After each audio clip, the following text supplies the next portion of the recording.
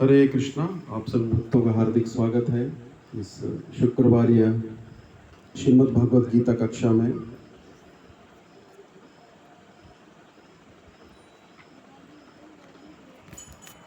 तो जीव को जब भी भगवान का कीर्तन कथा और भक्तों का संग प्राप्त होता है तो उसी प्रकार है। मान लीजिए आप एक रेगिस्तान में जा रहे हैं, अभी गर्मी का मौसम चल रहा है तो सबको अनुभव है कि गर्मी कितनी खतरनाक होती है ना। यहाँ पे तो कुछ भी गर्मी नहीं पड़ रही है, 40-50, जहाँ 40-45-50 डिग्री है वहाँ पे क्या हालत होगा। तो आप ऐसे रेगिस्तान में जा रहे हैं जहाँ पे सब निर्जन स्थान है, वहाँ पे कोई व्यक्ति नहीं है, आपको बहुत प्यास लगी है ना, अंदर से भी जल रहा है और बाहर से भी जल रहा है, और उस समय आपका मतलब प्राण निकलने वाला है। अब लग रहा है कि प्राण निकल जाएगा, सूख गया है, पूरी जीवा जो है पूरी सूख चुकी है, और अंदर से भी जल रहे हैं बाहर से भी जल रहे हैं। लेकिन तभी क्या है, कोई आके आपको जल दे रहे है ना, या फिर तभी अचानक बादल आ जाए, ऊपर से बरसात होने लग पड़े तो क्या होगा, कितना सुकून मिलेगा, है ना। तो हम सब की हालत ऐसी है, बाहर जल रहे हैं, बाहर जल रहे हैं, किससे, अपनी इच्छाएं अंदर से जला रही हैं, इच्छाएं कामनाएं जो भी आप कह लीजिए वो अंदर से जला रही है, और बाहर से क्या जल रहा है, बाहर से लोग जला रहे हैं। हमारी ऐसी संसार में हालत है, इसलिए हम सुबह सुबह क्या गाते हैं, संसार दावानल लीढ़ लोक तृणाय कारुण्य घना घनत्व।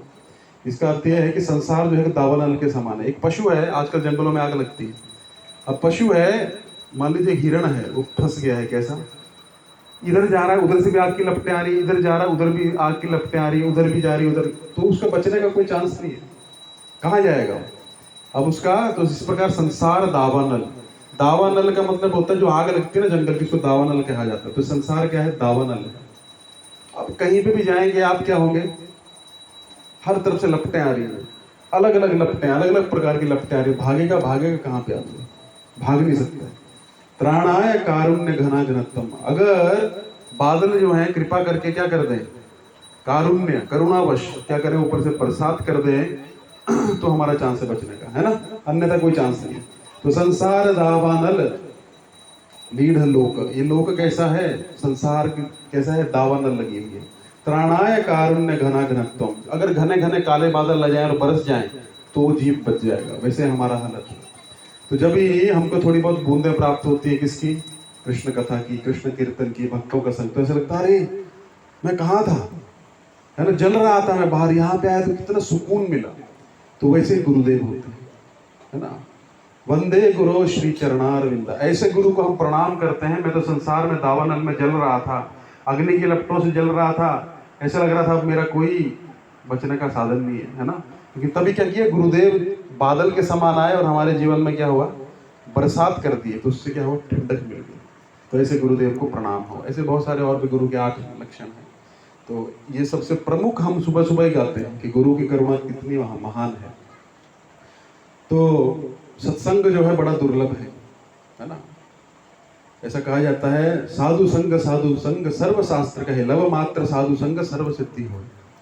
तो सारे शास्त्र एक ही मार्ग की तरफ। अब धाम में भी जाते हैं तो क्यों जाते हैं, कोई व्यक्ति धाम भी जाता है, क्यों जाता है, धाम देखने के लिए, चलो ठीक है इधर थोड़ा सा डुबकी मार लिया, उससे कुछ समझ में नहीं आएगा।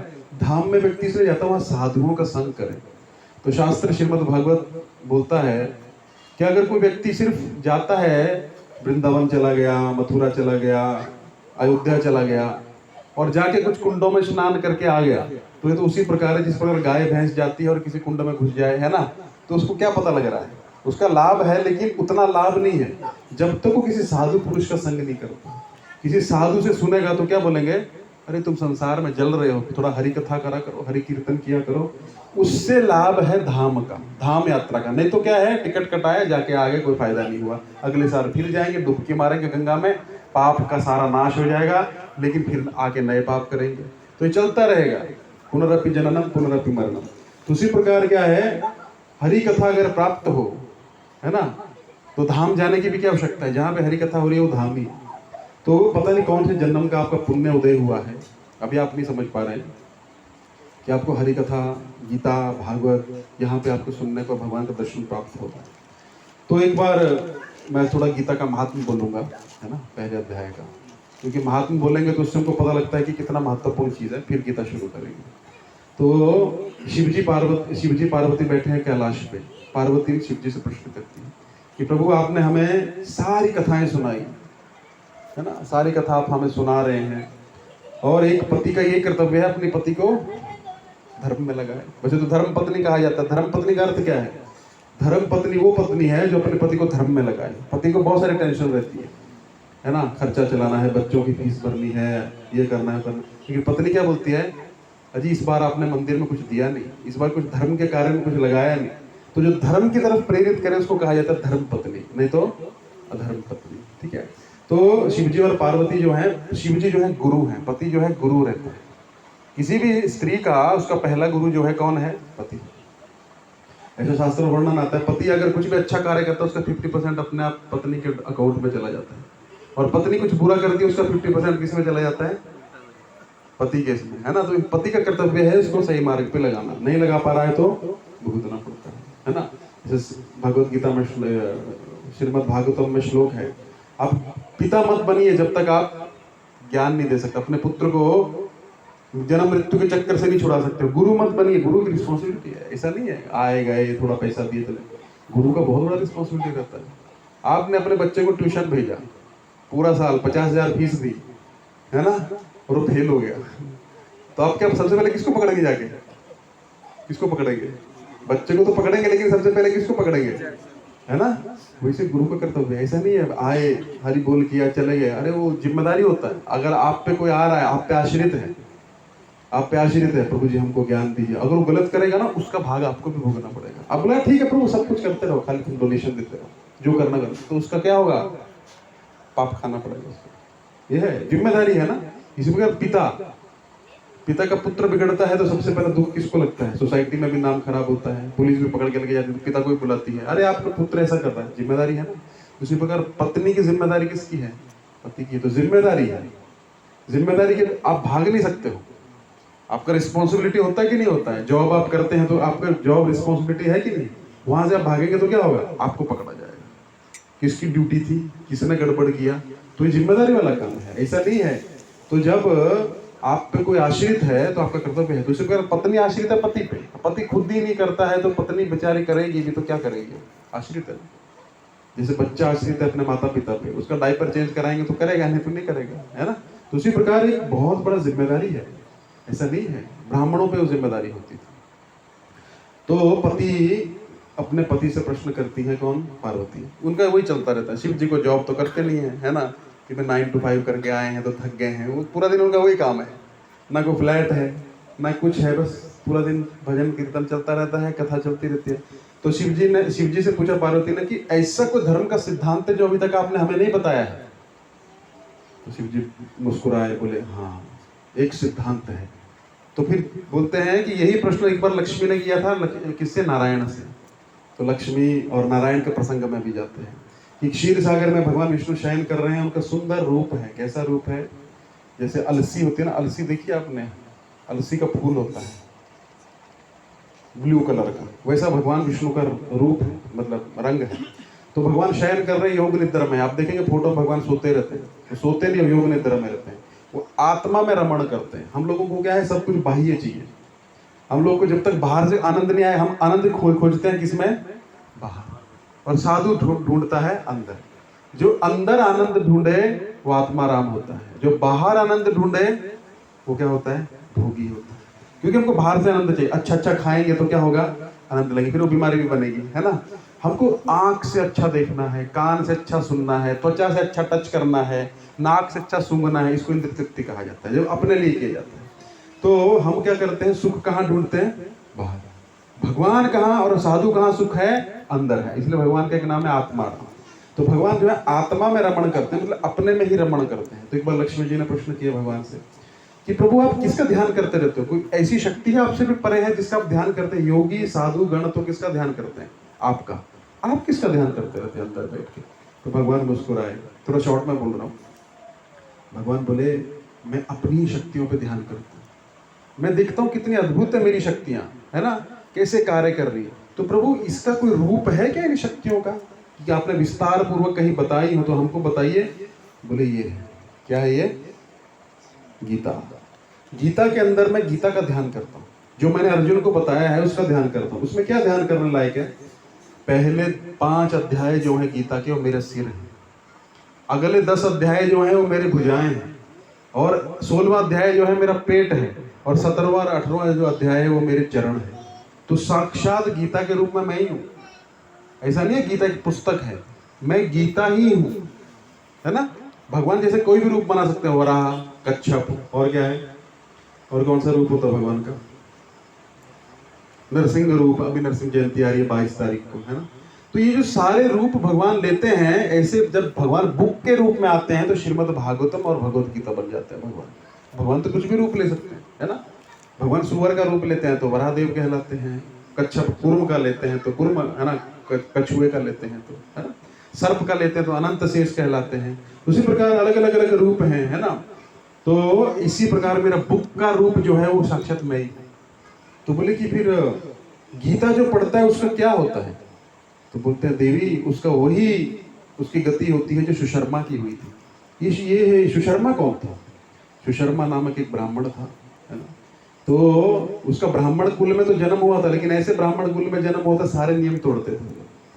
वो क्या करता? मदिरा पीता, मांस खाता, सब कुछ करता, है ना। तो उसका इतना पाप हो गया, तो इतने रिस्पॉन्सिबल शरीर में जन्म हुआ था, लेकिन काम कैसे थे उसके? चंडालों जैसे थे। देखिए, जितना बड़ा पोजीशन उतनी सजा ज्यादा, क्योंकि पता है अगर मान लीजिए पुलिस वाला गलती करेगा तो उसको सजा ज्यादा है। क्यों? उसको नियम पता है। अब इसको किसी को बेचारे को पता ही नहीं है, उसको 2 डंडे पड़ेंगे, लेकिन जो जिसको नियम पता है उसको 2 डंडे ज्यादा पड़ते हैं। क्यों? तुझे तो पता है, तूने जान के तोड़ा, मैनिपुलेट किया उसको। तो ब्राह्मण था इसलिए उसको क्या हुआ, वो पत्ते बेचता था, दिन में बिजनेस करता पत्ते का, और शाम को जाके सारा पैसा जो था किसमें लगा देता? मदिरा में लगा देता। तो एक दिन गया पत्ते चुनने के लिए, तो ऋषि के आश्रम में गया, वहां पे एक सर्प ने उसको काटा, मर गया। अब मरा तो क्या हो, यमदूत लेने आए। तो यमदूत जब लेने आते हैं ना, तो आदमी के बड़े बड़ों के होश ठिकाने आते, क्योंकि वो दिखते हैं सामने, तो आदमी का मलमूत्र निकल जाता है।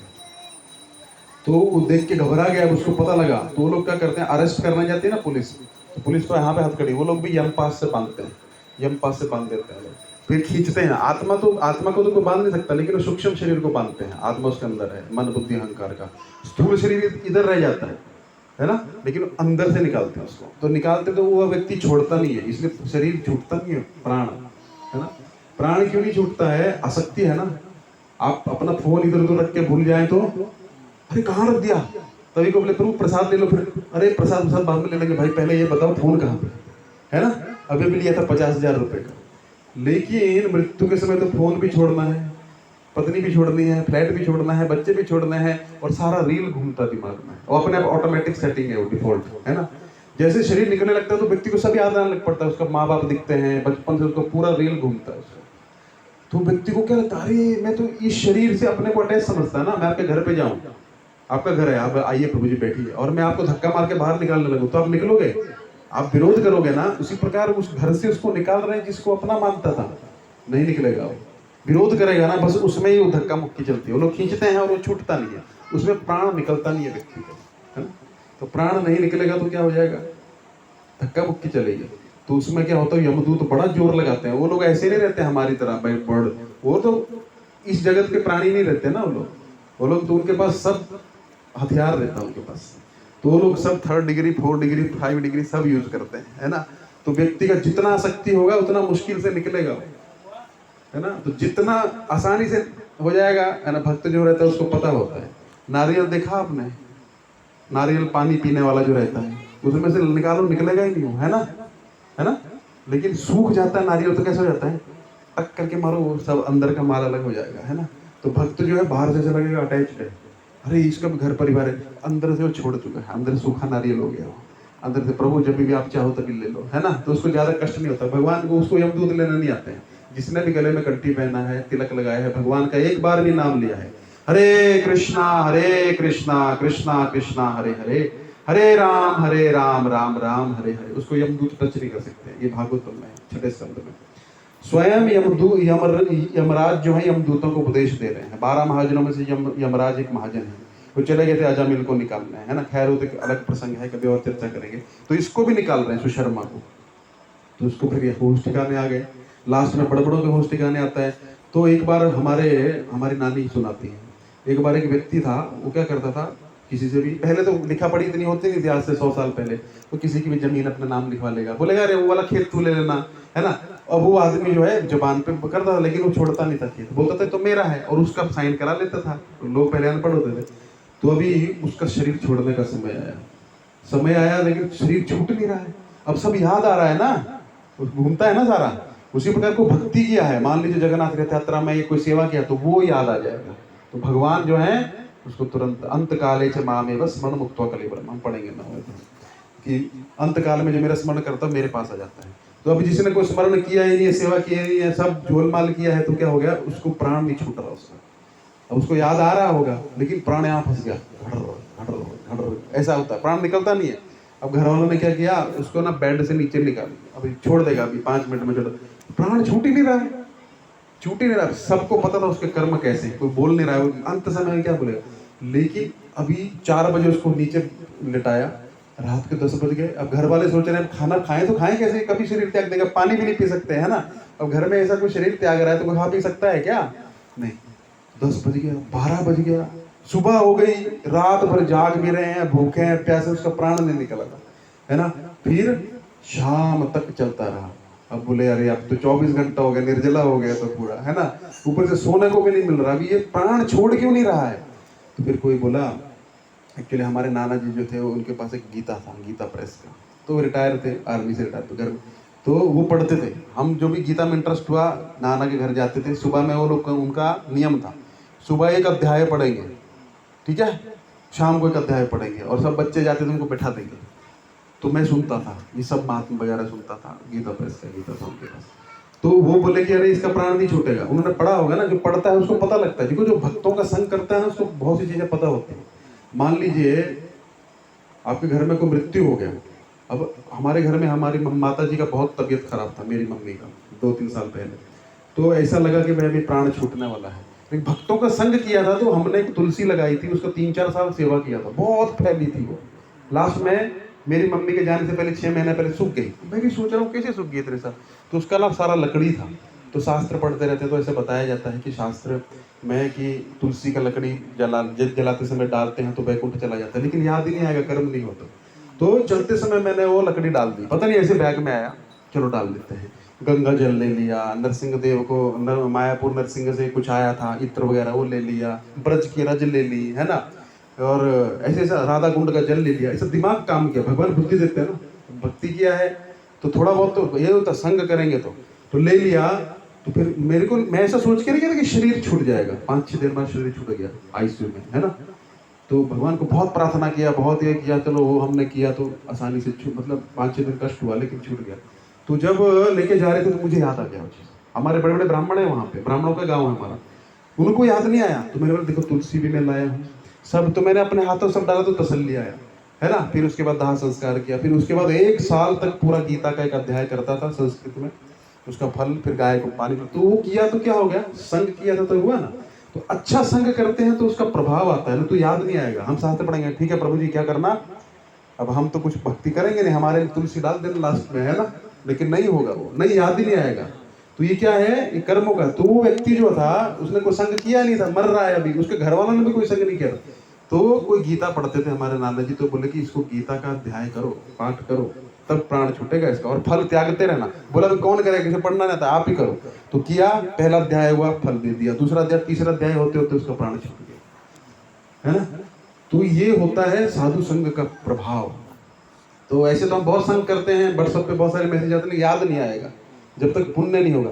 आपके पुण्य से आपके घर वालों का, आज ही मैं सुन रहा था, तो हिजोल गोपाल कृष्ण महाराज अभी नहीं है इस धरा धाम पे, वो हमारे साथ हमेशा हैं। उनको एक, उनकी किसी की शिष्य, चंडीगढ़ में कोई शिष्य थे उनके, उनकी मम्मी मर गई, मतलब मम्मी ने देह त्याग कर दिया। तो महाराज को पता लगा, तो महाराज का खून का हेल्थ, अभी 2-3 महीना पहले की बात है, महाराज का हेल्थ भी इतना खराब था। फिर महाराज ने बोला उसका नंबर निकाला, वो माता जी की मम्मी गई थी, तो बोला प्रभु जी का नंबर लो। फिर माता जी का नंबर निकाला, प्रभु जी, महाराज पर्सनली कॉल किए, तो वो रो रही थी, वृंदावन में शरीर त्यागा था उनकी मम्मी ने, वो भक्त नहीं थी। तो महाराज को बोलती कि महाराज मैं उनके लिए क्या कर सकती हूँ। महाराज बोले कि अच्छे भक्त बनो, आप अच्छे भक्त बनोगे तो उनका कल्याण हो जाएगा। जिस प्रकार ध्रुव महाराज उनकी माँ ने भेजा था ना। ध्रुव महाराज सोच रहे मैं तो भक्ति कर लिया, भगवान का दर्शन कर लिया, विमान भी आ गया, लेकिन मेरी माँ का क्या होगा? वो तो कोई श्लोक भी नहीं जानती, जप भी नहीं करती थी, कुछ भी नहीं करती थी। तो यम जो विष्णुदूत थे समझ गए, तुरंत बोलते देखो। तो आगे किसका विमान जा रहा था? उसकी माँ का। तो हमारे घर वाले भले ही ना करें, कुछ भी करें, एंटी क्यों ना हो, भले मांस मच्छी खाएं, वो भगवान की जिम्मेदारी। अब नरसिंह देव क्या बोलते हैं? प्रहलाद बोलता है कि प्रभु मेरे पिताजी तो आपके अगेंस्ट थे, आपके शत्रु थे, आप उनके लिए जन्म मतलब आए, उनका क्या होगा? भगवान बोलते प्रहलाद तुम्हारे जैसा भक्त जिस परिवार में होता है उसका 10 पीढ़ी पिछला, 10 अगला भी है ना, फ्यूचर में आने वाला, और एक ये 21 पीढ़ी अंतर जाती है। तो हम क्या कर सकते हैं अपने माता पिता के लिए? कुछ नहीं कर सकते। उनको वर्ल्ड टूर करा सकते हैं, उनको आलीशान फ्लैट में रख सकते हैं, लेकिन वो मृत्यु के साथ सब खत्म हो जाएगा। उनको साथ कुछ नहीं जाने वाला है, उनके साथ जाएगा आपकी भक्ति, आप उनको बल दे सकते हो।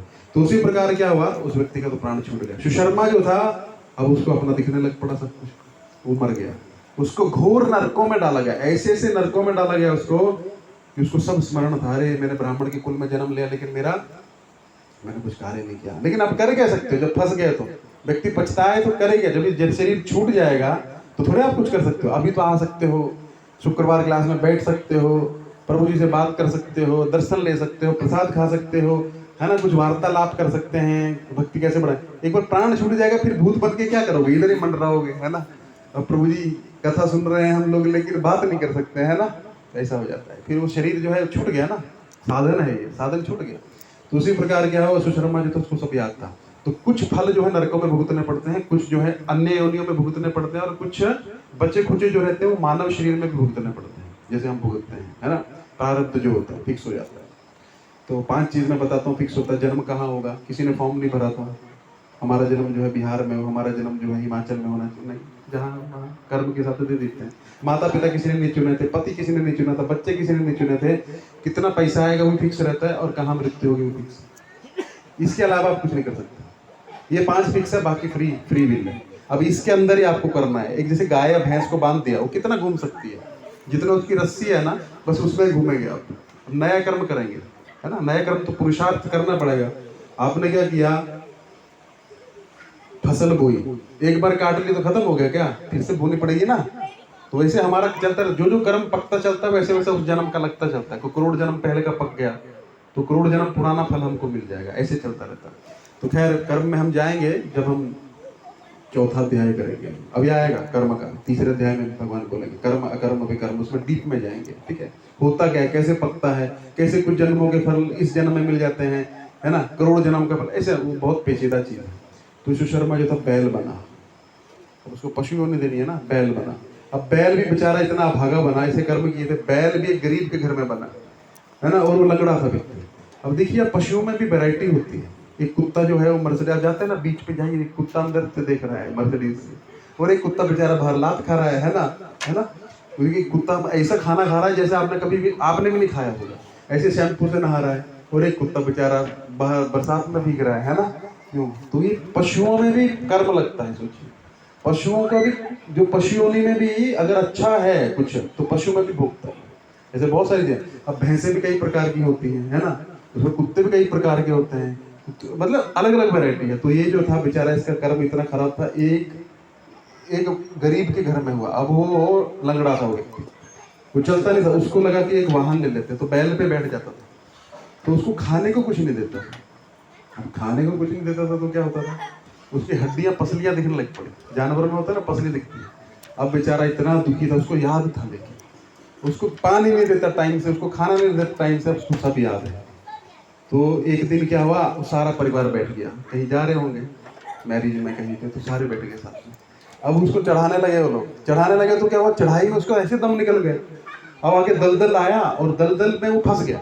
अब कैसे चलेगा, इतने सारे ऊपर बैठे हैं, 4-5 बच्चे बैठाए होंगे, पत्नी भी होगी, खुद भी होगा। तो उसको मार मार के अब बेचारे को हार्ट अटैक आ गया, हार्ट फेल हो गया, उसको गिर गया धड़ाक करके। अब उसका प्राण नहीं छूट रहा, प्राण नहीं छूट रहा, और वो मारे जा रहे उसको, उठ क्यों नहीं खड़ा, निर्दयी है ना।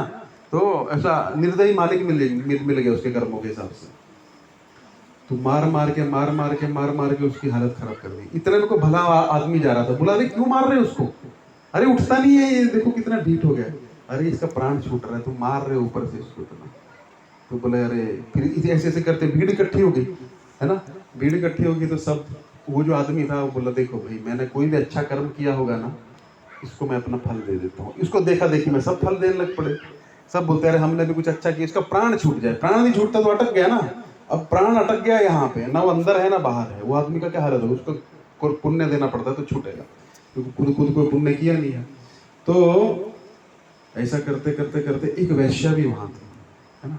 तो उस वैश्या ने देखा भाई देखो, मैंने तो कोई पुण्य अपनी जिंदगी में किया नहीं, मैं सुबह से लेकर रात तक रात को भी पाप ही पाप करती हूँ, अब मैं क्या करूँ। उसने भी सबकी देखा देखी में बोला कि अगर मैंने भी कोई पुण्य किया है तो इसको उसका फल मिल जाए। जैसे उसने बोला उसका प्राण छूट गया। अब वो बैल था ना, उसको सुन रहा था, वो बैल था उसको, लेकिन स्मरण था पिछले जन्मों का। उसने देखा ये वैश्या ने बोला ना तो मेरा, बाकी सब ने अपना अपना पुण्य दिया, लेकिन वैश्या का जैसे उसने बोला कि मुझे तो पता नहीं है, लेकिन शायद मैंने कभी कोई जिंदगी में पुण्य किया तो उसको फल मिल जाए, इससे प्राण छूट गया। उसका प्राण छूट गया। अब उसको याद था, वो यमराज के पास गया। यमराज बोला देखो तुम्हारा कोई बड़ा भाग्योदय हुआ है, तो अब तुमको हम पशु योनि में भी नहीं डाल सकते हैं और तुमको नरक में नहीं भेज सकते हैं। जाना तो तुमको पशु योनि में था और नरक में था, अभी और बाकी था। ये तो बैल का दिया था, उसके बाद सांप में जाना था, भैंस में जाना था, गाय में जाना, ऐसे अलग अलग योनियों में जाना था। तो बोला अब क्या करना है, अब तुम जाओ, तुमको एक ब्राह्मण कुल में जन्म दिया जाएगा। और वो ब्राह्मण कुल कैसा है, सुसंपन्न सुसंस्कृत ब्राह्मण कुल।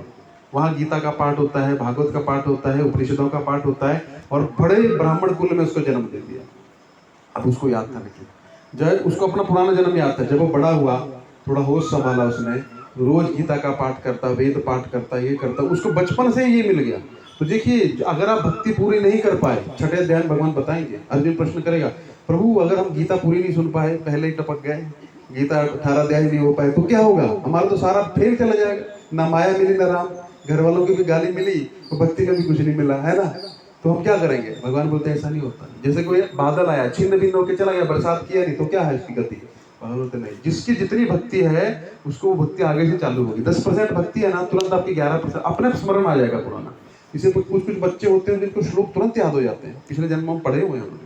आप इस जन्म में पढ़िए, आप मेरे को पहले पूरी गीता याद थी 700 श्लोक, अब अभ्यास छोड़ दिया ना तो भूल गया, अब पढ़ता हूँ तो तुरंत याद आ जाता है। क्यों, इसी जन्म की बात बोल रहा हूँ, तुरंत याद आ जाता है। तो अरे प्रभु आपने श्लोक सुना कैसे हो गया, क्योंकि मैंने अभ्यास किया है। उसी प्रकार इस जन्म में बहुत अभ्यास किया लेकिन नहीं हो पाया, अगले जन्म में तुरंत याद आ जाएगा। मंदिर के पास जन्म हो जाएगा, भक्त के घर में जन्म हो जाएगा, श्लोक अपने आप याद होने लग पड़ेंगे, अपने आप लेक्चर देने की प्रवृत्ति। अब हमें सब बोलते हैं प्रभु जी आप इतना, लेकिन मैं करता हूँ लेकिन पता नहीं कैसा है ना, पिछले जन्मों का होगा कुछ। तो भगवान बोलते हैं कि पिछले जन्मों से अपने आप स्मरण आ जाता है, अपने आप जुड़। आप वो एक ही कॉलेज में जाएंगे, एक माता पिता के 2 बच्चे हैं जुड़वा, एक भक्ति में इंटरेस्टेड एक नहीं होगा। क्यों, एक जो है शैतान है और एक जो है साधु जैसा है, क्यों, वो पिछले जन्मों का चलता है। तो इसी प्रकार क्या हुआ, पिछले जन्मों का वो चलता है सारा। तो इसी प्रकार जो है कभी भी हतोत्साहित नहीं होना चाहिए। आप जितना भक्ति कर सकते हैं करिए, हो सके तो 100% इसी जन्म में कंप्लीट कर लीजिए, नहीं भी हुआ तो कोई बात नहीं, आगे से कंटिन्यू करेंगे। लेकिन भौतिक संसार में फ्लैट लिया है, अगले जन्म में अपने आप पेपर ट्रांसफर हो जाएंगे, पीएचडी की डिग्री भी जाएगी साथ में, फिर से ABCD सीखना पड़ेगा, फिर से स्कूल जाना पड़ेगा, फिर से फ्लैट लेना पड़ेगा, फिर से लोन चुकाना पड़ेगा, फिर से विवाह करना पड़ेगा, फिर से बच्चे पैदा करने पड़ेंगे, फिर से पढ़ना पड़ेगा, पुनरपि जन्म। लेकिन एक भक्ति एक ऐसी चीज है, तो हम कितने मूर्ख है ना, हम किसके लिए प्रयास करते हैं, जो साथ में नहीं जाएगा। लेकिन जो साथ में जाएगा, भगवान बोल रहे हैं, उसके लिए हम प्रयास नहीं करते। उसके लिए क्या, ठीक है देखेंगे प्रभु जी, तुम बोलते हैं प्रसाद भी नहीं है, सोचते हैं, है ना, प्रसाद भी नहीं है, क्या करेंगे। सबसे बड़ा प्रसाद यही है, श्रवण, है ना। तो सुशर्मा जो पिछले जन्म का सुशर्मा, उसको किस में डाल दिया, अभी ब्राह्मण कुल में डाल दिया। अब उसको याद था, थोड़ा बड़ा हुआ और उसका जन्म भी उसी नगर में हुआ जिसमें वो वैश्या रहती थी, उसको याद था। अब वो वैश्या को खोजते खोजते खोजते चला गया, वैश्या को खोजते खोजते खोजते गया तो क्या देखता है, वो वैश्या उसको मिल गई। और वैश्या को क्या पता ये बैल था पिछले जन्म में, है ना। वो आया, बोला प्रणाम किया, बोला आपने पहचाना, नहीं पहचाना, हमारे तो बहुत सारे कस्टमर आते हैं सुबह से शाम तक, है ना, तो तुम कौन हो, बोले आपने पहचाना नहीं, मैं वही बैल हूँ, पिछले जन्म में था ना। बोले कौन सा बैल, अरे वो फंस गया था, आपने पुण्य अपना दिया था। बोले अच्छा अच्छा अच्छा अच्छा, वो तो बहुत साल हो गया उसको, अब उसको 15-16 साल का हो गया था, उसके बाद फिर गया होगा, या तो 20-25 साल हो गया होगा। तो उसको बोला हाँ, एक बैल को मैंने पुण्य तो दिया था, लेकिन तुम ही हो। बोले वही मैं ही वो बैल हूँ। तो बोले अरे तो मुझे ये जानना था कि कौन सा पुण्य था, वो ऐसा कौन सा पुण्य था कि आपके बोलने से ही वो पुण्य जो था वो मुझे लग गया और मैं सब योनियों से बच गया और मैं ब्राह्मण कुल में पैदा हो गया, मैं अच्छे से सब पढ़ता हूँ, वेद पाठ करता हूँ, पूजा पाठ करता हूँ, ध्यान करता हूँ, जप करता हूँ, होम करता हूँ। पहले भी ब्राह्मण कुल में पैदा हो गया, लेकिन उसमें सब उल्टा काम करता था। तो कहाँ से मेरा शुद्धिकरण हो गया जो मैं इतना दुख ये था? तो बोले देखो मुझे तो पता नहीं है, मुझे भी पता नहीं मेरा कौन सा पुण्य है, लेकिन एक चीज है, एक ये तोता है ना, ये तोता कुछ तो बोलता है और मैं सुनती हूँ, ये बोलता रहता है कुछ और मुझे बहुत अच्छा लगता है, मुझे बहुत हल्का फील होता है। तो देखिए जब पाप चले जाते हैं तो बहुत हल्का फील होता है। ऐसे मंदिर आते हैं ना, कुछ तो हल्का हुआ। पाप आपके सर पे गठड़ी है ना, तो हल्की थोड़ी देर के लिए हो जाती है। फिर किसी साधु का संग करते हैं, अरे ये प्रभु जी बहुत अच्छा है यार, इनसे मिलता हूँ ना तो सारा टेंशन भूल जाता हूँ मैं। क्यों? वो पुण्य उदय होता है वो साधु से संग करने से, उसका वाइब्रेशन से। तो जब पुण्य हमारा उदय होता है, ऐसे संग में आते हैं, तो क्या होता है वो पाप की गठड़ी अंदर नहीं आती है हमारे सर से उतर, तो हमको अच्छा फील होता है। तो ये वो वैश्य बोलती कि मुझे बहुत अच्छा लगता है जब भी कुछ बोलता है। तो बोले तोते से पूछते हैं, तो तोते से पूछा भाई तू क्या बोलता है? बोला अरे मेरी भी कहानी है, मैं भी अपनी कहानी सुनाता हूँ, कभी मैं भी एक अच्छा इंसान हुआ करता था, है ना, ऐसा हो जाता है ना फ्लैशबैक में। तोता बोलता अरे पिछले जन्म में मैं भी ब्राह्मण था, मैं ब्राह्मण था तो क्या हुआ, मैं ना बहुत ज्ञानी हो गया, इतना ज्ञानी हो गया मुझे अहंकार आ गया, मैं सब में दोष देखता था। ये दोष देखने की प्रवृत्ति कितनी खतरनाक है, आपको पूरी गीता भागवत सब कुछ आते हैं, दोष देखते हैं ना तो आगे नहीं जा पाएंगे। आज भी वही ईर्ष्या का श्लोक है, लूंगा थोड़ा सा 10 मिनट, थोड़ा भूमिका बना रहा हूँ।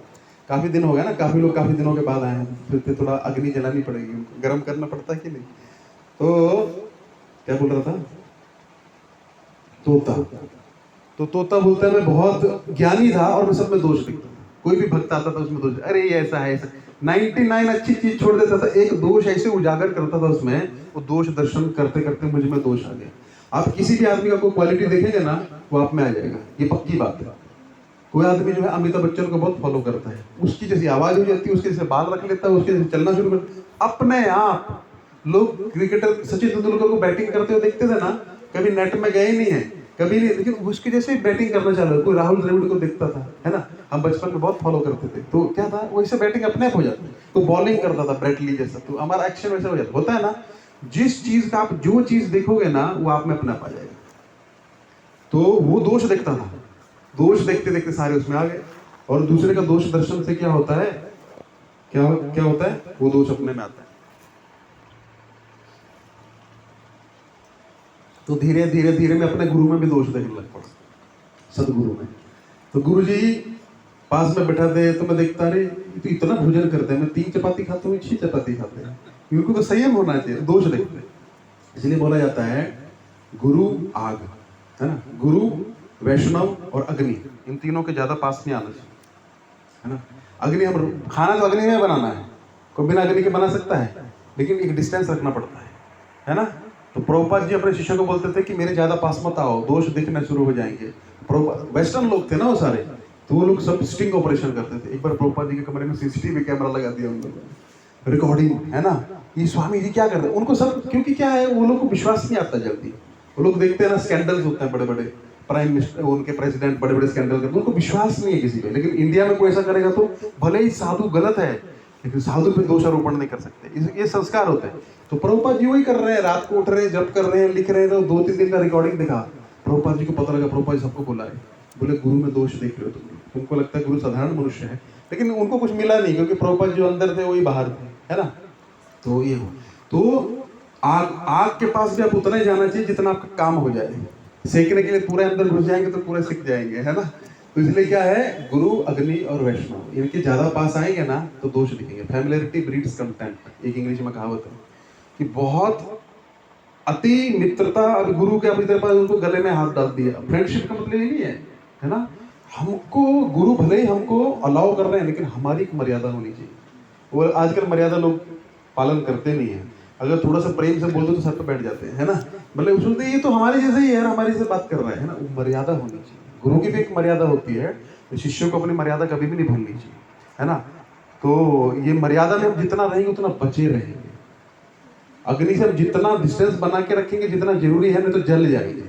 उसी प्रकार गुरु में दोष दर्शन होना ये तभी प्रारंभ होता है जब हम उसको देहात्म बुद्धि में देखते हैं। ये भी तो हमारी तरह है, गुरु भी बीमार होते हैं, ये होता है, लेकिन हर शिष्य को ऐसा चाहिए कि ज्यादा पास आने लगे तो थोड़ा सा दूर हो जाए। दूर का मतलब नहीं कि सेवा में भाग गए, अब गुरुजी बुला रहे हैं भाई कथा सुनना है, अरे गुरुजी अपराध हो जाएगा, आपने तो पूरा आना नहीं है, दूर रहना है। दूर का मतलब है अपनी मर्यादा कभी नहीं भूलनी चाहिए। वो तो बोलेंगे अरे आओ बैठो हमारे आसन पे बैठो साथ में, लेकिन शिष्य को हमेशा चलना। उससे क्या है, वो ज्ञान फ्लो होता रहता है। अब बराबर हो गया तो या ऊपर हो गया तो ज्ञान जाएगा नहीं, फिर ऊपर बैठ जाएगा, है ना। एक बार एक मटका था, मटका देखा आपने, गर्मी में हम यूज करते हैं, और उसके ऊपर एक ढक्कन रहता है। तो एक दिन ढक्कन जो है ऊपर जो बैठता है मटके को पूछता है, यार तू सबको पानी पिलाता है, मेरे को तूने कभी पानी नहीं पिलाया, है ना। मैं प्यासा का प्यासा हूँ, बल्कि तेरे साथ में रहता हूँ, लेकिन मैं पानी कभी पिया नहीं, मैं प्यासा हूँ। मटका बोलता है मैं क्या करूँ, तो हमेशा मेरे सर पे बैठा रहता है ना। जो लोग आते हैं वो नीचे झुकते हैं, पीते हैं, है ना। तो ज्ञान जो है नीचे से लिया जाता है हमेशा, कुछ भी हो जाए हमको अपनी मर्यादा नहीं भूलनी चाहिए। गुरु जी डांट दें, गुरु में दोष भी दिखे तब भी सोचना चाहिए, है ना। मतलब बहुत बड़ा अगर कुछ ऐसा दिखे, छोटा मोटा है ठीक है, वो हमको देहात बुद्धि में हम देखते हैं, है ना। वो बहुत बड़ा दिखे तो ठीक है, लेकिन अपनी बुद्धि से हमको नहीं समझना चाहिए। तो ये क्या करता था, दोष दिखता, तोता है, तोते पे आ जाइए। तोता क्या करता, दोष दिखता था, तो सदगुरु का अपराध किया तो क्या होगा, जितना ज्ञान था सारा नरक में लेके गया उसको। तो नरक भोगा, नरक भोगने के बाद उसको क्या किया, गुरु जी कुछ बोलते तो बीच में बोल देता, अरे गुरु जी ऐसा है, ऐसा बहस करता। तो क्या गुरु जी बोले, बेटा देखो तुम्हारा तो पतन हो गया है, अभी तुमको सबक सिखाना पड़ेगा, अगले जन्म में तुम तोता, तोता जो है उसको उसके पास एक गुण होता है, सीख लेता था, तो तोता बन गया। तो वो तोता बेचारा, इसका तोता मैंने बोला ना कर्म उसके पिछले खराब, तो तोता भी ऐसा बना, किसी सेठ के घर में नहीं बना। उसके जैसे जन्म हुआ, अंडे से निकला, उसके माता पिता मर गए। अब उसको खाने पीने को कुछ नहीं था, इतनी तपती धूप में एक दिन भूख प्यास से वो नीचे गिर गया, और एक रास्ते पे पड़ा हुआ था, उसका प्राण छूटने वाला था। तभी कुछ साधु संत और उनके बच्चे जा रहे थे, ब्राह्मण लोग जा रहे थे। उन्होंने देखा, अरे पिताजी तोता गिरा हुआ, अरे उठा लो उसको। आश्रम में लेके पानी वानी पिलाया, दाना वाना डाला, थोड़ा प्राण आया, उधर ही रहने लग पड़ा। और वो जो बच्चे थे रोज गीता के प्रथम अध्याय का पाठ करते थे, जो उनके माता पिता, जो उनके पिताजी थे उनको सिखाते थे, रोज पाठ करते थे। वो सुनते सुनते सुनते सुनते उसको याद हो गया। तोते का गुण होता है, उसको याद हो जाता है। बच्चों को भी ऐसा गुण होता है, बच्चों को अब जो संस्कार घर में दोगे ना, वो अपने आप होने लग पड़ता है ना। बच्चे वो नहीं करते जो हम बोलते हैं, बच्चे वो करते जो हम करते हैं, है ना? अगर हमारा रुचि होगा बुक्स पढ़ने इसमें, तो बच्चा देखेगा, उसके बाद ठीक है। आजकल के बच्चे बहुत शैतान हैं, लेकिन फिर भी 10% तो गुण आएगा उनमें, है ना, कि भाई ये करते हैं। लेकिन जब देखेंगे नहीं तो क्या करेंगे, वो वही करेंगे जो और बच्चे करते हैं। तो वो सुनते सुनते उसको पहला अध्याय याद हो गया। बच्चों की ना 5 इंद्रियां चलती हैं, बच्चों में विशेष गुण होता है। फिर हम डल हो जाते हैं, फिर हमको कुछ, हम पढ़ क्या रहे हैं वो भी याद नहीं है, और दिमाग कहीं और है। बच्चे खेल रहा होगा ना, उसका आंख भी चल रहा है, उसका कान भी चल रहा है, उसका नाक भी चल रहा है, उसका सब चलता रहता है। आप क्या करो, खेलते खेलते ना कोई श्लोक होगा उसको याद हो जाएगा। हमको पढ़ पढ़ के याद नहीं होता, क्योंकि हमारा दिमाग डिस्ट्रैक्ट हो जाता है, बहुत सारी चीज़ें टेंशन चलते रहती है दिमाग में। हमारी रैम जो है ना दिमाग की, वो बहुत यूज होती है ना। 4-5 प्रोग्राम चलते रहते हैं बैकग्राउंड में। बच्चों का ऐसे रहता है, उनका इतना वो फर्टाइल दिमाग होता है ना, उनको कुछ भी आप करा सकते हैं। तो उसको याद हो गया। फिर एक दिन एक शिकारी आया, उसको उठाया, मतलब उसको चुरा के लेके चला गया आश्रम में, और उस वैश्य को बेच दिया। और वो वैश्य, उसको आदत थी ना रोज की, तो वैश्य को वो रोज वही, मतलब वो गाता था और वो सुनती थी।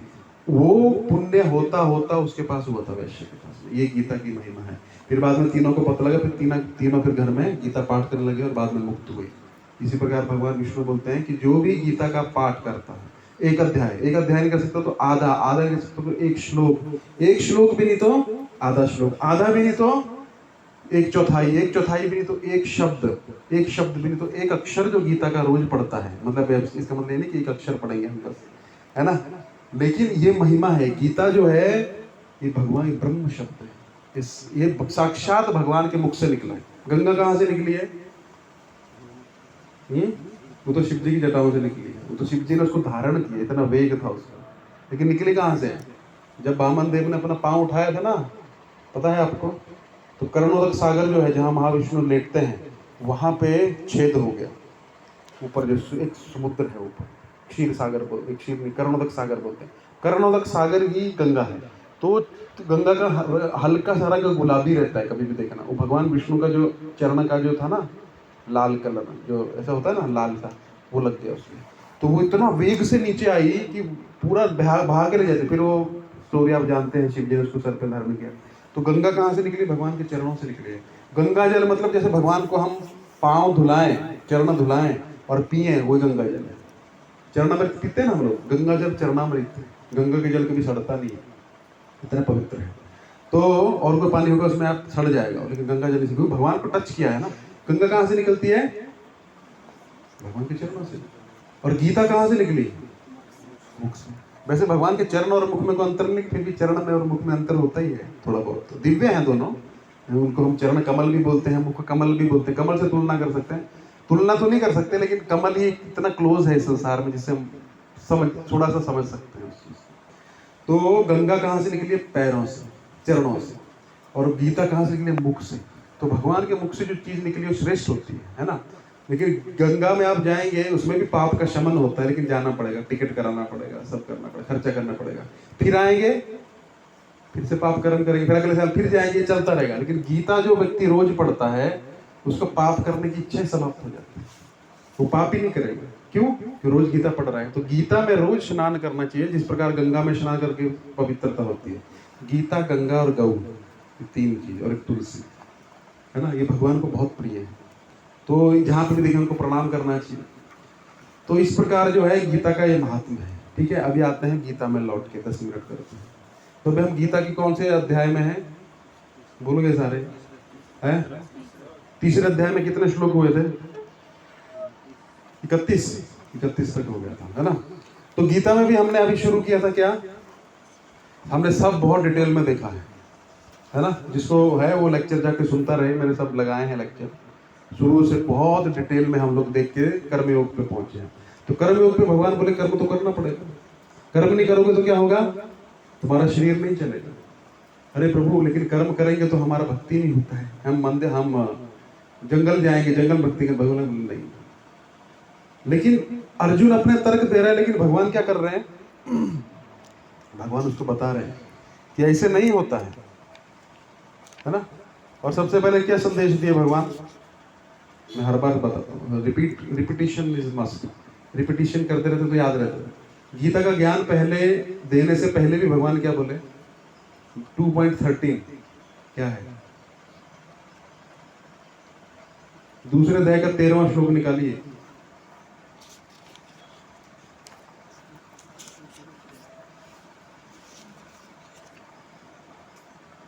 आज जल्दी छोड़ना था आपको, आप बोलेंगे यार प्रसाद भी नहीं है और परेशान कर देते हैं। प्रसाद हो जाएगा, थोड़ा क्या है, लोग भी नहीं है, कुक भी नहीं है ना, सब समर वेकेशन मनाने चलेंगे। निकालिए फटाफट। आप लोग घर में अध्ययन नहीं करते क्या है? देहिनोस्मिन 2.11 पढ़िए।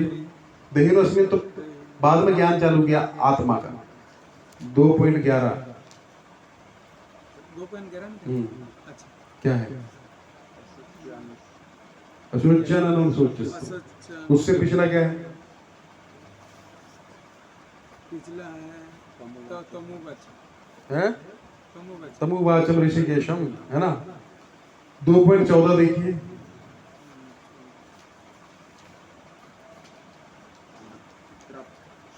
मात्र स्पर्शास्त्र कौन्तेय शीतोष्ण सुख दुःखदा आगमापायन नित्यस्ताम प्रतीक्षितस्व भारत। ये जो श्लोक है ना, अब जितना इसको अपने दिमाग में रख लेंगे ना, उतना आप शांत हो जाएंगे।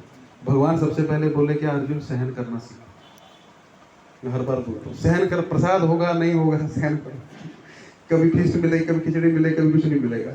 तो भगवान क्या बोल रहे हैं? मात्र स्पर्शास्त्र कौन्तेय, अर्जुन सहन करना सीखो। तुमको सहन करने पर, गर्मी पड़ रही, क्या कर सकते हैं अभी? बोलिए। अब इसके बाद बरसात आएगी, मेंढक टर टर करेंगे। पिछली बार याद है आपको, पहला लेक्चर हुए, पूरा कीड़े कीड़े हो जाएंगे, है ना। तभी आप बोलेंगे पूरी गर्मी ठीक थी, कम से कम गर्मी लगती, पंखे के नीचे बैठते थे, तो कीड़े उड़ेंगे, कभी मुंह में चला जाएगा, है ना। तो क्या है? सहन करना है, गीता चला के रखना है अपने को। ठंडी में ठंड भी लगती थी, याद है? सहन किया ना, उसी प्रकार जीवन में सुख दुख आएगा, अपने आप आएगा। कोई दुख खोजने जाता है, यार बड़े दिन हो गए दुख नहीं आ रहा कोई जाता है? किसी का सुख भी आ जाएगा। प्रहलाद महाराज बोलते हैं, कोई दुख खोजने नहीं जाता है, दुख आता है ना तो सुख भी अपने आप आ जाएगा। मतलब अपने आप इन द सेंस कि ऐसा नहीं कि सैलरी अपने आप आ जाएगी, कमाने नहीं जाएगी, लेकिन अपना प्रयास करने के बाद भी जो मिले उसको पूर्ण प्रयास करना है, 110%। जो मिले उसको स्वीकार कर लेना, फिर दुखी नहीं होना है। टेंशन लेनी है कर्म करने की, टेंशन फल की नहीं लेनी है। अर्जुन को भगवान वही सिखाएंगे। तो सहन करना सीखो, ये पहले ही बता दिया। बार बार भगवान बताते नहीं है। अर्जुन हमारी तरह डल नहीं है, कि बार बार बार बताना पड़ेगा, बता दिया है ना। तो लेकिन कलयुग में क्या हम भूल जाते हैं, हम भूल जाते हैं, इसलिए बार बार बार बताना पड़ता है। प्रभुपाद जी बार बार बार बार एक चीज बोलते रहते हैं, क्यों? वो दिमाग में बैठ जाएगी। दुखाले में शाश्वतम है, यहाँ पे आप सुखी नहीं हो सकते, ये गांठ बांध के रख लीजिए। जैसे आप एंजॉय करने जाएंगे तुरंत बड़ा दुख आ जाएगा। अब टॉयलेट है, टॉयलेट उसमें आप इटालियन मार्बल लगा दो, उसमें सुगंधित कुछ, लेकिन टॉयलेट का काम तो क्या है? करके निकलना ना। वैसे भौतिक संसार है, इसमें कितना भी अच्छा कर लो, मुझे भक्ति भी होता, 16 माला भी होता, मंदिर के पास फ्लैट भी है, लेकिन फिर भी दुख आएगा, कैंसर हो जाएगा, टीबी हो जाएगा, घर वाले चले जाएंगे कि करके छोड़ के, फिर क्या करोगे उस फ्लैट का? वही फ्लैट भूत बंगला बन जाएगा आपके लिए। वही बंगला क्या बन जाएगा? भूत बंगला। बड़ी बड़ी हवेलियां देखी है आपने, कितने कितने लोग रहते होंगे उसमें। राजस्थान चले जाइए, 100 200 लोग रहता होगा अंदर, कितना परिवार। आज भूत प्रेत ही घूमते हैं उधर। क्यों? संसार का नियम है बदलाव, सहन करो, सहन करते करते रहो अर्जुन। मतलब सहन करने अपनी तरफ से प्रयास करो, लेकिन at the end of the day सहन करना। घर वाले के छोड़ के जाएंगे तो बहुत दुख होगा, इसलिए पहले ही मन को प्रिपेयर करो। कोई भी हमको छोड़ के जा सकता है, ये होना ही वाला है। इसलिए क्या करना चाहिए? सहन करना चाहिए। जो अपना कार्य है उसको करते रहिए। वही व्यक्ति जो है, अगला श्लोक पढ़िए, अमृतत्वाय कल्पते, यही है, वही अमृत को प्राप्त करेगा, मतलब मुक्ति प्राप्त करेगा। नहीं तो क्या होगा? सहन नहीं करोगे तो वो कार्य को छोड़ दोगे। भक्ति नहीं, प्रसाद नहीं है, तुम जाएंगे तो कार्य छूट जाएगा, है ना। मैं एक एग्जांपल दे रहा हूँ आपको, है ना। कोई हमको हमारी तारीफ किया तो हम जा रहे हैं, एक दिन को गाली दे दिया तो हम गाना बंद कर दिए, है ना। लेकिन हमको वो नहीं करना है, हमको लगे रहना है। मान मिले, अपमान मिले, फायदा मिले, नुकसान मिले, पढ़ाई करनी है तो करनी है। अब रोटियां बनानी है, एक पत्नी गृहिणी होती है, जून की गर्मी अभी मई जून की चल रही है, यहाँ पे तो फिर 50 डिग्री पे उसको बनानी है तो बनानी है, कर्म है ना, करना पड़ेगा। और फिर ठंडी में अच्छा लगता है, अरे रोटी बना रहे तो अच्छा लग रहा है चाहे बुरा लग रहा है, लेकिन कर्म तो करना पड़ेगा। उसी प्रकार अर्जुन तुमको कर्म करना पड़ेगा बस। अब कर्म कौन सा? हमने पढ़ा है शास्त्रों के अनुसार जो कर्म है वही करना पड़ेगा तुमको। अच्छा बताएगा कौन? गुरुजी बताएंगे, तो जाना पड़ेगा, बातचीत करना पड़ेगा, ऐसा तो नहीं है ना। तो हमको कोई चीज प्राप्त करनी तो हम जाते हैं ना, हमको राशन खरीदना तो कहाँ जाते हैं? या तो अभी तो ऑनलाइन कर देते हैं, है ना, तो घर पे है, सबको ऑनलाइन चाहिए अभी, है ना, समय ऐसा चल रहा है। तो भक्ति भी ऑनलाइन, प्रभु जी हमारी सोसाइटी में आइए आप, हम यहाँ नहीं आ सकते हैं। नहीं, अच्छी बात है, हमको पहुंचना पड़ेगा, है ना, क्योंकि सबको क्या करना पड़ेगा, है ना। तो सबको ऑनलाइन करना है। घर पे सबको भाई डोर पे हम पैसा एक्स्ट्रा दे देंगे, प्रभु जी आप चाहिए तो एक्स्ट्रा कुछ ले लिया करो, लेकिन हमारे घर पे आके दो, ऐसा हालत है। पहले हम लोग मरते थे मंदिर जाने के लिए, पहले तो होता नहीं था। अभी स्थिति भी बदल गई है, ऐसा नहीं है हम अड़ियल बन के नहीं रह सकते, लेकिन पहले मंदिर आते तो अलग बात होती है। हम दोनों करना चाहिए। हम ऐसा नहीं बोल सकते सब मंदिर आओ, नहीं, इसलिए हम ऑडियो डालते हैं। क्यों? बेचारा पता नहीं कोई जापान में बैठा है, कोई कहाँ बैठा, कोई चाइना में बैठा, सुने तो सही कम से कम, है ना। मतलब ये लेकिन प्रकार है ना, भगवान का संदेश सुनो, क्योंकि संसार दावा न लीड रुके, जल रहे हो, थोड़ा कान में जाएगा तो थोड़ा शांति मिलेगा, है ना कमलेंद्र। तो यही है ना। तो क्या क्या बोले भगवान? सहन करोगे, कोई मान करेगा, कोई अपमान करेगा, कोई गाली देगा, कभी प्रॉफिट होगा, कोई लॉस होगा, अपना कार्य नहीं छोड़ना। वो लास्ट में उसी को सफलता मिलेगी जो भक्ति को पकड़ के रखेगा। ये तो होता रहेगा, है ना, ये सब होता रहेगा, अपना मार्ग नहीं छोड़ना। तो अर्जुन को भगवान वही बोल रहे हैं, कर्म भी करना है, लेकिन मार्ग नहीं छोड़ना है। तो बड़ा ही अच्छा श्लोक है आज, ठीक है, थोड़ा सा उसको चालू कर दे, फिर नेक्स्ट टाइम हम प्योर गीता करेंगे। मतलब थोड़ा थोड़ा बीच में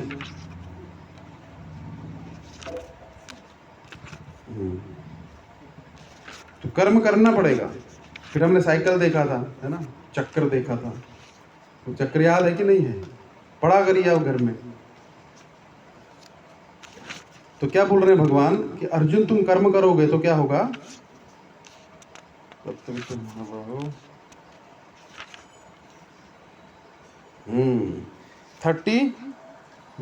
31 श्लोक देखिए। बाकी जो पिछले हैं वो सब ऑडियो हैं, आप सुनिएगा, वो उसको बहुत एक्सप्लेन किया है हमने, तो उसमें समझाया है, तो उसमें आप सुनिएगा। ये में मतम इदम नित्यम अनुतिष्ठन्ति मानवः शब्दवन्तो न सूयन्तो मुच्यन्ते अपि कर्मभिः। जो व्यक्ति मेरे आदेशों के अनुसार अपना कर्तव्य करते रहते हैं और ईर्ष्या रहित होकर इस उपदेश का श्रद्धा पूर्वक पालन करते हुए सकाम कर्मों के बंधन से मुक्त हो जाते हैं। क्या उपदेश दिया भगवान ने अभी? कि तुम क्षत्रिय हो, तुमको युद्ध करना चाहिए, है ना। तो इसी प्रकार हमारा धर्म अलग अलग है। कोई पत्नी है, कोई पति है, कोई माता है, कोई पिता है, अलग अलग रोल्स हैं हमारे। तो हमको अपना कर्तव्य तो निभाना पड़ेगा। तो क्या होगा, हमारा ये शरीर भी नहीं, भगवान पीछे बोल चुके हैं, शरीर यात्रा चिंतन अकर्मण, अकर्मी रहोगे, कुछ नहीं करोगे तो शरीर की यात्रा भी नहीं चलेगी। हमारी यात्रा है ना, वृंदावन यात्रा जाते हैं तो यात्रा का पैसा भी नहीं निकलेगा, भगवान ऐसा बोल रहे हैं, है ना। ऐसा नहीं बोल रहे हैं भाई तुमको तलाश नहीं जाना, बाड़ा जाना है तो फिर कहाँ से पैसा दोगे, फिर लेके नहीं जाएंगे प्रभु जी, है ना। ऐसा नहीं, शरीर की यात्रा है। हमारी यात्रा कहाँ जाए, बोल जगन्नाथ यात्रा। यात्रा ये शरीर कितने 84 लाख कितने इंटू कर दीजिए, उतने जन्मों से यात्रा चल रही है। क्योंकि यात्रा कहाँ समाप्त होगी, जब भगवान के पास पहुंचेंगे। ये यात्रा है ना, तो ये शरीर की यात्रा भी तुम्हारी नहीं चल सकती है। अभी आपने गाड़ी ले ली, मर्सिडीज बेंच है ना, खड़ी कर ली, मंदिर में पूजा भी करा ली, नारियल भी फोड़ दिया, बस एक ही प्रॉब्लम है क्या, उसमें पेट्रोल नहीं है ना। गाड़ी है, फोटो भी लग, सेल्फी भी खींच लिया, फेसबुक पे लगा दिया, पेट्रोल नहीं है, उसका लाभ ले पाओगे कभी। तो शरीर के बिना भक्ति भी नहीं हो सकती, भूत प्रेत बन के जप नहीं हो पाएगा, मंगल आरती भी नहीं आ पाओगे। शरीर को अच्छा रखेंगे तभी चलेगी गाड़ी, शरीर का मेंटेनेंस। या फिर गाड़ी ली, उसको कभी सर्विस ही नहीं कराया, अंदर से सड़ गई, पूरी जंग लग गई, दिन ब्रेक मार रहे, ब्रेक टूट गई, तो आपका क्या हो जाएगा, हरि बोल हो जाएगा, है ना। तो इसी प्रकार ये दोनों बैलेंस करके चलना पड़ेगा। भगवान कितना प्रैक्टिकल है। लोग बोलते हैं अरे प्रभु भक्ति मतलब चमत्कारिक, भगवान प्रैक्टिकल अर्जुन को समझा रहे हैं। ऐसा नहीं बोल रहे हैं तुम पीछे सो जाओ, एसी चालू करो, मैं देख लेता हूँ, है ना, तुम जब करो पीछे बैठ के। हम क्या करते हैं, हमारे पास हरे कृष्ण वो तो करना ही है। 16 माला अच्छा हो, हमारा जिंदगी में चाहे बुरा हो, तो करना ही है मिनिमम।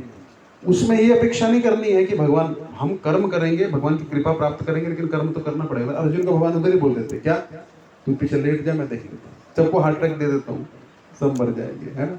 भगवान को स्वयं कर्म करना पड़ता है इस संसार में आके। तीनों गुणों में हमको भगवान कहाँ पे प्रकट हुए, मथुरा में। कहाँ भाग गए रातों रात, क्या कंस से लड़ नहीं सकते थे, लेकिन भगवान ये दिखाते करना पड़ेगा, सब संघर्ष करना पड़ेगा। प्रभुपाद की स्टोरी हम पढ़ते हैं। अब मान लीजिए कृष्ण ऊपर से एक बैग फेंक देते हैं, $1,00,000 और बोलते जाओ फ्लाइट का टिकट निकाल लो जाओ, कोई स्टोरी पढ़ता, कोई इंस्पायर होता।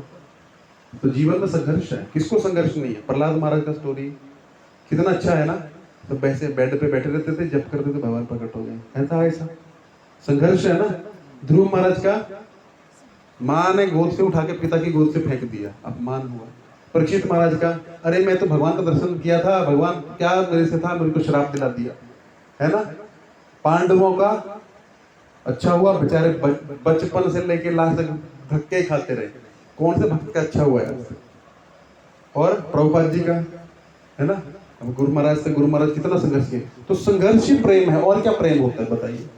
हम प्रेम पता करते हैं, मैं बैठा रहूं बस आशीर्वाद होता रहे, बस। प्रेम का अर्थ है संघर्ष।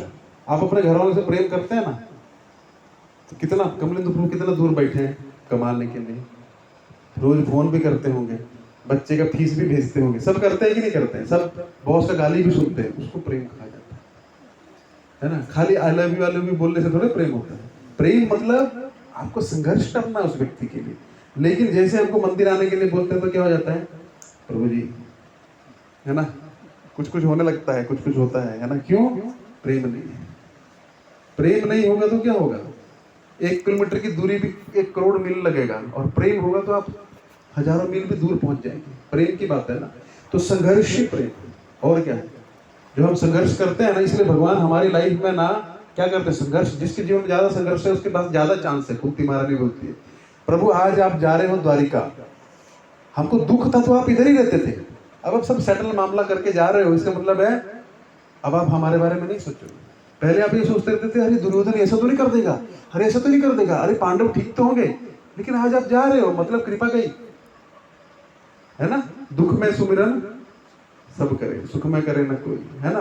तो ऐसा तो सुख आ जाता तो हम भूल जाते हैं, अच्छा चल रहा है तो हम कर रहे हैं, बुरा हो तो भगवान को देखते हैं। क्या हो गया प्रभु, एक बार एक व्यक्ति था, वो जब वो भगवान का भक्त था, जब वो चलता था उसके साथ 2 कदम और चलते थे, तो बताया भगवान भी मेरे साथ हैं। जब उसका बुरा समय आया ना, तो खाली 2 कदम चलते थे। बोलता वाह भगवान, तुमने भी मेरा साथ छोड़ दिया है। भगवान प्रकट हुए, भगवान बोले बेवकूफ, तेरे पांव तो कब के टूट चुके हैं, तेरे को मैं उठा के लेके चल रहा हूँ तब से, है ना। तो ये श्रद्धा होती है ना।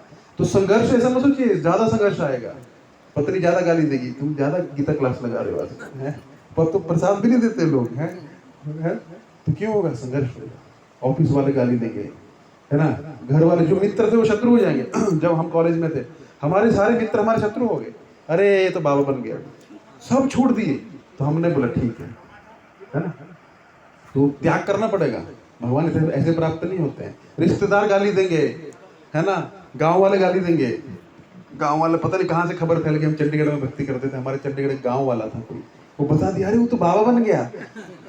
अभी तो बाबा बने भी नहीं थे, अरे वो सुबह उठ जाता है पता नहीं क्या करता रहा, मतलब हमने बता दिया। हम वो आंटी थी उनके घर पे जाते थे क्योंकि हम तो हॉस्टल में रहते थे। सुबह उठ के उनके घर पे एक दिन रुका तो जप कर रहा था, गीता गूता पढ़ता था। उनको भी थोड़ा स्टार्टिंग में आदमी प्रीचिंग बहुत करता है, अभी के भक्त तो करते नहीं है, पता नहीं क्या है इधर के भक्तों को, प्रीचिंग तो करते नहीं। लेकिन इस्कॉन में जो व्यक्ति पहले पहले आता था वो पहले दिन से प्रचारक बन जाता था, है ना, जाएगा उपदेश देगा, पता नहीं कहाँ से ऊर्जा आती थी।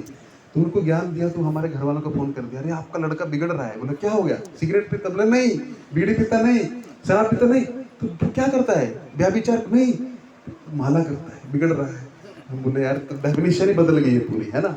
तो ऐसा होता है, संघर्ष करना पड़ेगा, तड़प आएगी। अभी तो तड़प होती नहीं, पहले ऐसा तो कब, मैं रहता था चंडीगढ़ में, है ना, हम एयरफोर्स हॉस्टल में रहते थे, वहां से मंदिर था 10 किलोमीटर दूर, साइकिल से जाता था रोज गौरा आरती जाता था, रात को प्रसाद भी नहीं लेता था। वो प्रसाद तो होता है थोड़ा थोड़ा जो रात को रात भोग मिले, मतलब संध्या भोग मिल गया, वो आनंद आता था। लेकिन अभी वो उत्कंठा ही नहीं है। तो संघर्ष जब जितना करेंगे तो प्रेम जागृत होगा, और प्रेम वही गोपियां जो है भगवान से ऐसे मिल जाती है क्या, नहीं, है ना, रोज संघर्ष है ना, बस यही संघर्ष आपका प्रेम है ना, और कुछ नहीं है प्रेम। ऐसा मत सोचिए कि माला करते करते दिव्य अनुभूति होगी, आंखों से अश्रु बहेंगे। अश्रु बहेंगे जब लोग गाली देंगे, फिर भी भगवान को छोड़ेंगे नहीं, सहन करना है ना। प्रसाद नहीं होगा फिर भी आना है ना, सहन करना है ना। फिर प्रसाद होगा तब भी आना है ना। वो तो स्थितियां बदलती रहेंगी, लेकिन हमको नहीं बदलना। बस वही भक्ति भगवान को पसंद है, अप्रतिहता अहितु की भक्ति तो सब करते हैं। अब जाइए जन्माष्टमी पे लोग पूरा पूरा दिन निर्जला रखेंगे, हम बोलेंगे प्रभु जी हमसे निर्जला होता नहीं, हमारा पड़ोसी निर्जला रखता है, आपसे नहीं हो पाएगा। वो भी भक्ति है, लेकिन भगवान को अप्रतिहता भक्ति पसंद, जो रेगुलर की जाती है। एक दिन 64 किया, फिर साल भर माला टच नहीं किया, भगवान उसको भी देखते हैं लेकिन ज्यादा नहीं देखते। क्योंकि अपना जो जन है, देखिए एक बर्थडे पार्टी होती है, मामा मामी नाना नानी सब आते हैं, बच्चा जो है आपको पूछेगा भी नहीं, आपको देखेगा हंस के चला जाएगा। आप किचन में लगे हुए हो या कुछ अरेंजमेंट कर रहे हो, लेकिन बच्चा जो है उसको पता है 2-4 दिन की चांदनी है, बाद में यही लोग खाने पीने को देंगे, है ना। तो जन्माष्टमी से तो भगवान बड़ा खुश होते हैं, भक्त बेचारा रसोई बना रहा है, कोई कुछ सेवा में लगा, तो भगवान बोलते हैं अभी इनसे मिल लेता हूँ। लेकिन भगवान को पता है 2-4 दिन बाद यही हमारे काम आने वाला है। उसको संबंध कहा जाता है, परिवार का जन। परिवार का जन वही रह सकता है जो निरंतर करता है। तो भगवान क्या बोले, ईर्ष्या रहित, बड़ा इंपॉर्टेंट भगवान चीज बोले, मेरे उपदेशों को जो पालन करते हैं लेकिन ईर्ष्या से रहित होना चाहिए। अरे भगवान तो कुछ भी बोलते रहते हैं, ये है वो है, नहीं, ईर्ष्या नहीं होनी चाहिए। मैं कर नहीं पा रहा हूँ वो बात अलग है, मैं 16 वाला कर नहीं पा रहा हूँ, लेकिन प्रभुपाद जी जो बोले हैं वो सही बोले हैं। ऐसे नहीं अरे प्रभुपाद जी तो बोले, ठीक है प्रभुपाद जी का काम है बोलना, हमारा काम है सुनना, है ना। ये दोष बुद्धि नहीं होनी चाहिए, है ना। जैसे कोई बोले कि प्रभु जी ऐसा मत किया करो, तो कुछ भी बोलता था, मैं कर नहीं पा रहा हूँ, मेरी इंद्रियों पर नियंत्रण नहीं है, लेकिन मैं करना चाहता हूँ, उससे भगवान की कृपा प्राप्त होती है। लेकिन हम उसको जस्टिफाई करेंगे ना अपनी गलतियों को, उससे भगवान नाराज हो जाते हैं। नाराज मतलब आप शंका कर रहे हो, श्रद्धा अश्रद्धा कर रहे हो आप गुरु के वचनों पे और भगवान के वचनों पे। इसलिए क्या करना चाहिए, सबसे महत्वपूर्ण चीज भगवान ईर्ष्या नहीं, दोष नहीं देखना चाहिए।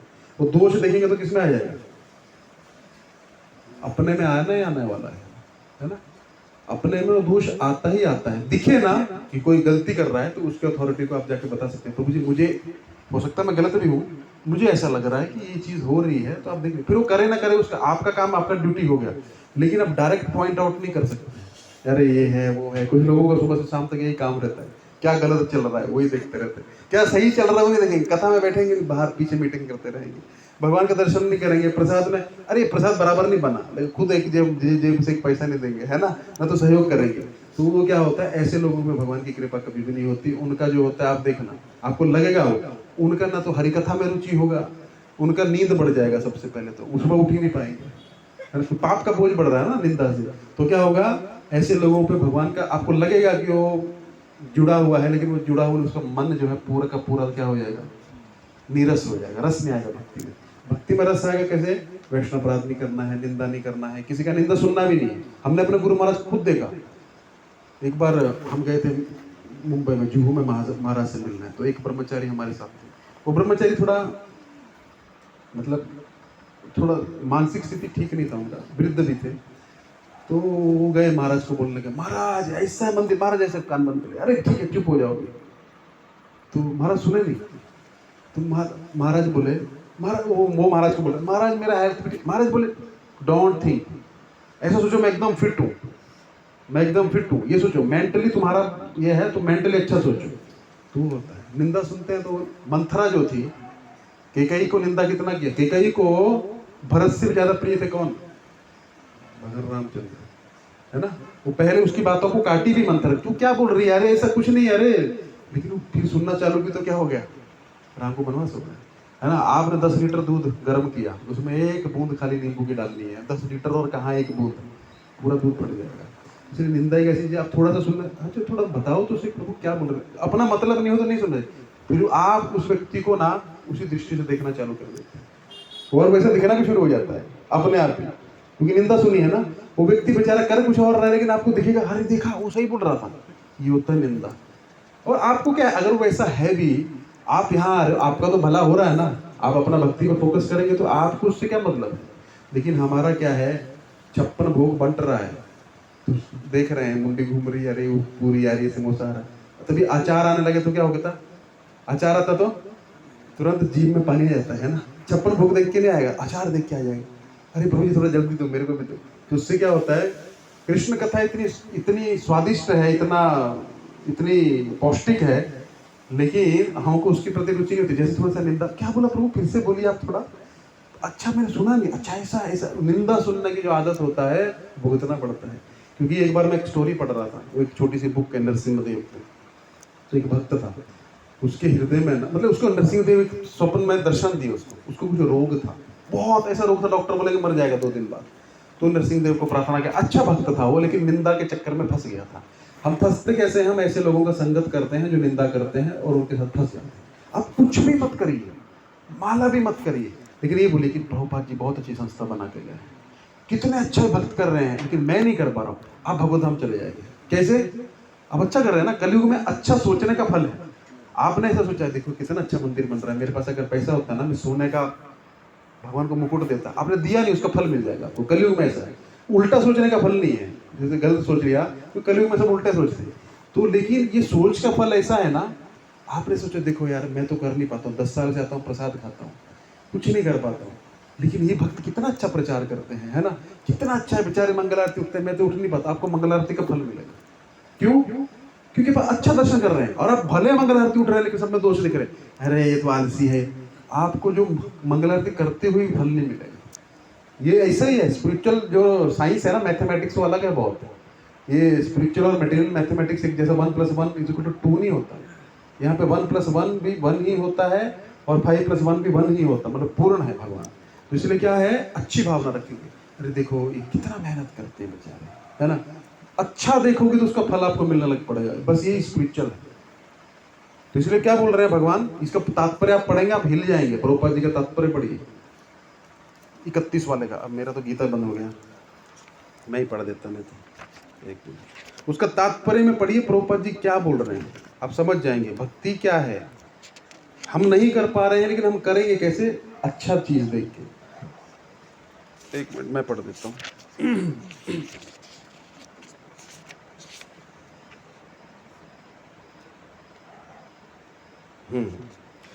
इसका तात्पर्य पढ़ता हूँ।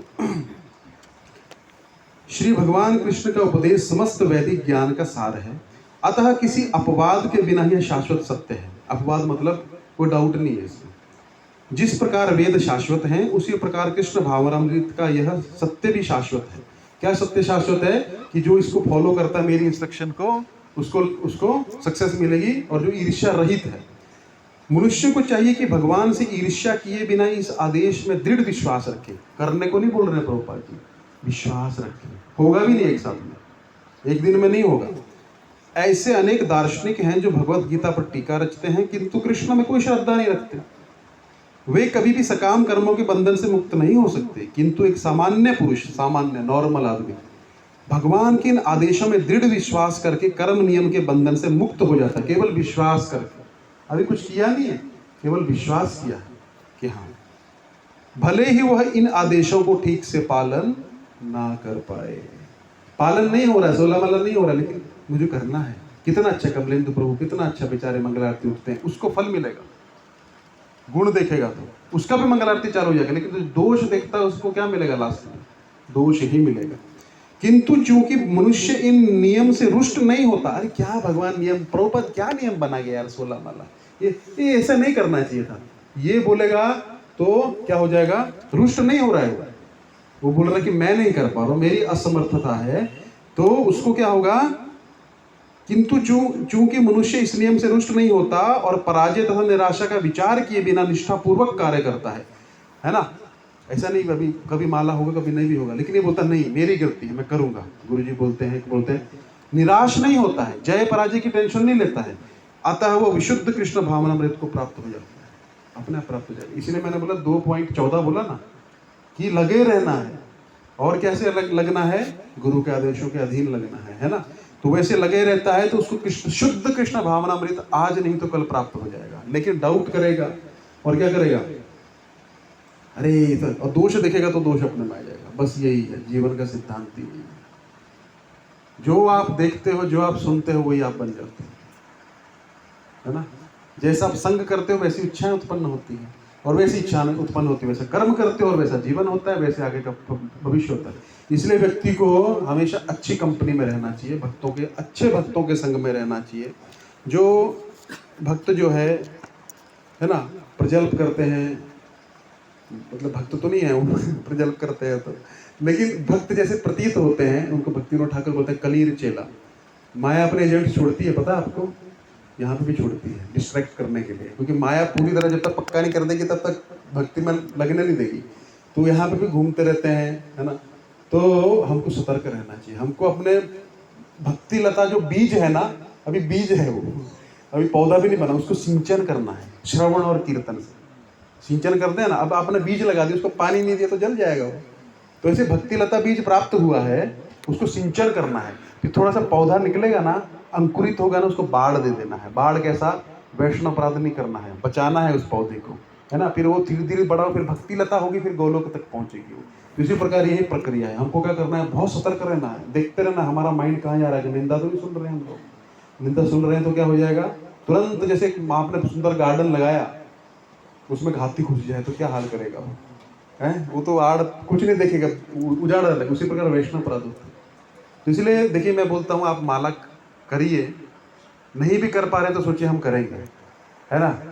तब भी नैया पार हो जाएगी। लेकिन दोष दर्शन करेंगे, दोष बुद्धि रखेंगे तो दोष सारे आप में आ जाएंगे। इसीलिए सबसे महत्वपूर्ण चीज है, चैतन्य महाप्रभु बोलते हैं असत्संग त्याग यही वैष्णवाचार। सबसे पहले असत्संग, बाहर तुम त्याग देते हैं, बड़ा बड़ा दिखता है, ये तो शराब पीता है, बीड़ी पीता है, सिगरेट पीता है, मांस खाता है, दिख जाता है, लेकिन छोटा छोटा कचरा जो है ना वो दिखता नहीं अपने को, तो उससे हमको